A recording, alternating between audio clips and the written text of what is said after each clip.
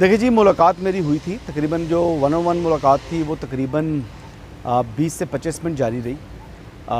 मियां मोहम्मद नवाज़ शरीफ साहब जो है वो उनकी एक क्वालिटी है कि वो जब किसी जर्नलिस्ट से मिलते हैं, मुलाकात करते हैं, तो उससे पूछते हैं जी कि आपकी क्या राय है। तो पहले तो उन्होंने मेरी राय पूछी और जो भी मैंने उनसे राय दी, ज़ाहिर बात है वो मेरी और उनकी ऑफ द रिकॉर्ड मीटिंग थी। फिर उसके अलावा जो उन्होंने अपनी बातें जो की, और आज तो खैर वो मीडिया से गुफ्तगू भी कर चुके हैं। मीडिया से गुफ्तगू नहीं की, इनफैक्ट उन्होंने अपने पार्टी रहनुमाओं से ख़िताब किया है।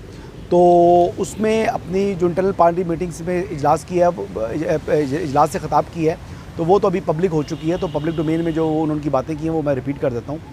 एक तो वो ये कह रहे थे कि मुल्क को इस नेज तक पहुँचाने में जिन जिन किरदारों का हाथ है, जिन जिन लोगों ने इसमें हिस्सा डाला है, उनका एहतसाब होना चाहिए। मट्टी पाओ प्रोग्राम नहीं चल सकता।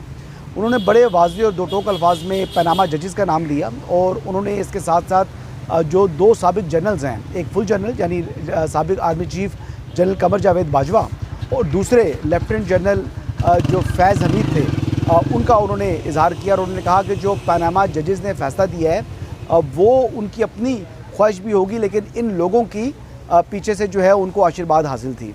तो बुनियादी तौर पर उनका कहना है कि अभी जो मौजूदा chief justice supreme court of Pakistan है, जस्टिस काजी फैज़ी साहब, अगर वो अपनी जुडिशरी के अंदर एहतसाब करना चाहें तो मौजूदा इस्टेब्लिशमेंट को और उनकी सियासी जमात को, उनके हाथों को मजबूत करना होगा।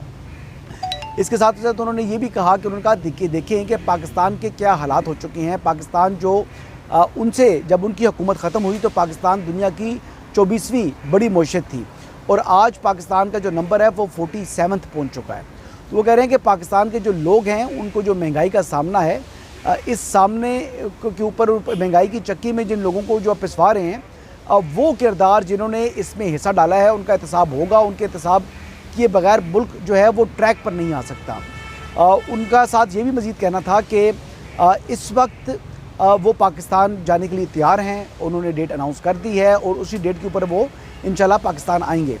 अब मियां मोहम्मद नवाज़ शरीफ साहब पाकिस्तान आते हैं, उनको जो चैलेंजेस दरपेश हैं ये देखना होगा कि वो जो ऑब्जेक्टिव लेकर आ रहे हैं उसमें किस हद तक कामयाब होते हैं। ये तो वक्त साबित करेगा। लेकिन एक चीज़ उन्होंने बड़ी वाज़ेह और दो टोक अंदाज में बयान कर दी है कि वो उनका जो आइंदा इंतखाबात में जो उनका क्या कहेंगे मंशूर है या बयानिया है, वो बयानिया बड़े वाज़ेह है कि जिन लोगों ने पाकिस्तान की हालत ज़ार ख़राब की है और जिससे पाकिस्तान को इस नेज पर पहुंचाया, उनका एहतसाब होगा और उनके एहतसाब के लिए वो कम अज़ कम पुरज़्म है।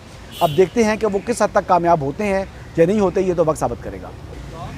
नहीं, ये तो लफाजी है ना। अब तो 21 अक्टूबर में कितना को वक्त रह गया है, तो अभी तो मैक्सिमम 1 महीने का वक्त है और 1 महीने बाद आप देख लेंगे कि वो मियां मोहम्मद नवाज़ शरीफ साहब पाकिस्तान वापस आएंगे।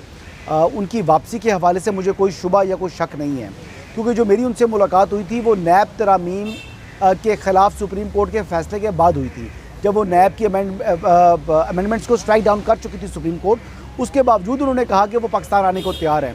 अब वो पाकिस्तान आएंगे। अब देखते हैं कि क्या वो कितना बड़ा क्राउड जो है वो पुल कर पाती है पाकिस्तान मुस्लिम लीग नवाज़, ये तो वक्त साबित करेगा। लेकिन बज़ाहिर जो मेरी अपनी अंडरस्टैंडिंग है, एक बड़ा नंबर लाहौर में वो जमा कर पाएंगे।